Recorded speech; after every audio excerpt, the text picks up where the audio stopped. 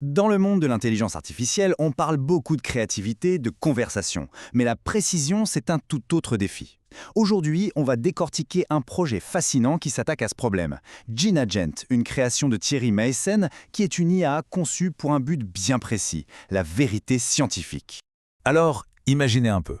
Et si la réponse la plus importante que NIA puisse donner était tout simplement « je ne sais pas ». Parce que, soyons clairs, dans un laboratoire, une hallucination de l'IA, ce n'est pas juste une petite erreur amusante, ça peut être une véritable catastrophe. Et c'est exactement de là que tout part.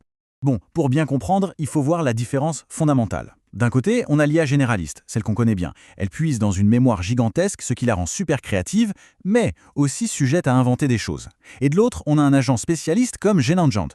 Lui, il invente rien du tout. Il utilise des outils très spécifiques pour donner des résultats qu'on peut vérifier, qu'on peut prouver. On passe vraiment de la créativité à la certitude. Et ça, en science, c'est la base. Alors, le voici, GeneAgent, le spécialiste de la bioinformatique. Ce projet, il a été pensé pour démontrer quelque chose de crucial. Comment on peut équiper les modèles de langage avec des outils scientifiques, des outils déterministes, pour obtenir des résultats qui sont non seulement précis, mais aussi reproductibles. C'est une approche complètement différente. Et le secret de tout ça, ça tient en deux mots. Workflow agentique. Qu'est-ce que ça peut bien vouloir dire? Eh bien, c'est assez simple en fait. Ça veut dire que l'IA ne fait pas que papoter. Non, elle est capable de raisonner, de décomposer un problème, de choisir le bon outil pour la bonne tâche et de l'exécuter pour atteindre un objectif. En gros, elle pense, elle planifie et elle agit. Allez, on va jeter un œil sous le capot. L'esprit de cet agent, c'est un système en 4 parties et vous allez voir, chacune a un rôle hyper important. D'abord, il y a le cerveau. Ici, c'est un grand modèle de langage, le QN32B. Son job, ce n'est pas de connaître la réponse. Pas du tout. C'est de comprendre la question qu'on lui pose et de planifier toutes les étapes nécessaires pour la trouver. Il a été choisi spécifiquement parce qu'il est excellent pour appeler des fonctions précises, autrement dit, pour savoir exactement quel outil demander. Juste après, on a l'orchestrateur, Small Agence. Lui, c'est un peu le chef de projet. Une fois que le cerveau a établi son plan d'action, c'est ce framework, qui est d'ailleurs très léger et sécurisé, qui va piocher le bon outil scientifique dans la boîte à outils et le mettre au travail. Et puis, bien sûr, il y a les outils eux-mêmes. Dans notre cas, c'est BioPython. C'est une bibliothèque qui regorge de fonctions scientifiques pour l'analyse d'ADN. Ce sont ces outils qui font le vrai boulot, le calcul pur et dur. Et le point absolument crucial, c'est qu'ils sont déterministes. Le résultat est calculé, il n'est jamais deviné. C'est ça la garantie anti-hallucination.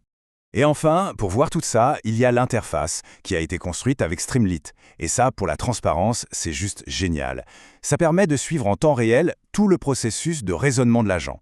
On ne voit pas seulement le résultat final, on voit le cheminement, comment il y est arrivé. Bon, un système comme ça, c'est puissant. Mais il faut évidemment des garde-fous.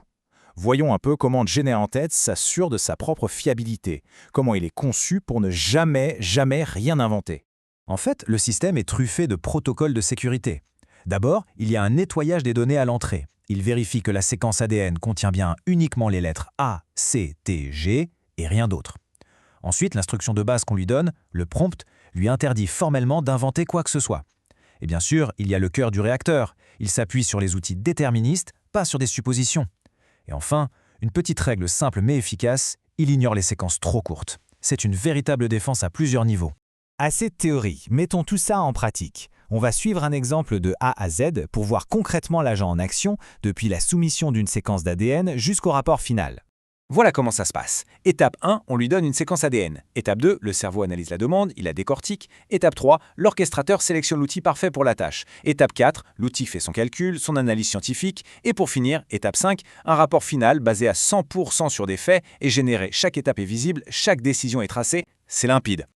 Ok, premier essai. On prend une séquence ADN qui vient directement des exemples du projet. C'est une suite de 24 nucléotides. Voyons voir ce qu'il en fait. Et le résultat tombe. L'agent identifie correctement l'insuline humaine. Il n'y a pas de doute, pas d'à peu près. C'est juste le résultat du calcul. La preuve par l'exemple, c'est implacable. Allez, on pousse le test un peu plus loin avec un deuxième exemple. Un exemple qui parle à tout le monde en ce moment. Et là encore, l'agent identifie la protéine Spike du SARS-CoV-2. Ça montre parfaitement que le système est capable de traiter des données scientifiques bien réelles et importantes. Donc s'il y a une chose à retenir, c'est vraiment celle-ci. L'agent donne une réponse qui est vérifiable. Ou alors, il dit simplement que l'information est introuvable. Mais il ne devine jamais. Et c'est cette intégrité-là qui change absolument tout pour l'avenir de l'IA dans le monde scientifique. Et ça nous amène à une dernière réflexion, une question un peu vertigineuse. Imaginez une seconde, le jour où chaque domaine scientifique, que ce soit la chimie, la physique, la médecine, aura son propre spécialiste IA comme Jen Adjant, quel problème aujourd'hui insoluble pourra-t-on enfin résoudre? La question reste ouverte, mais franchement, les possibilités donnent le tournis.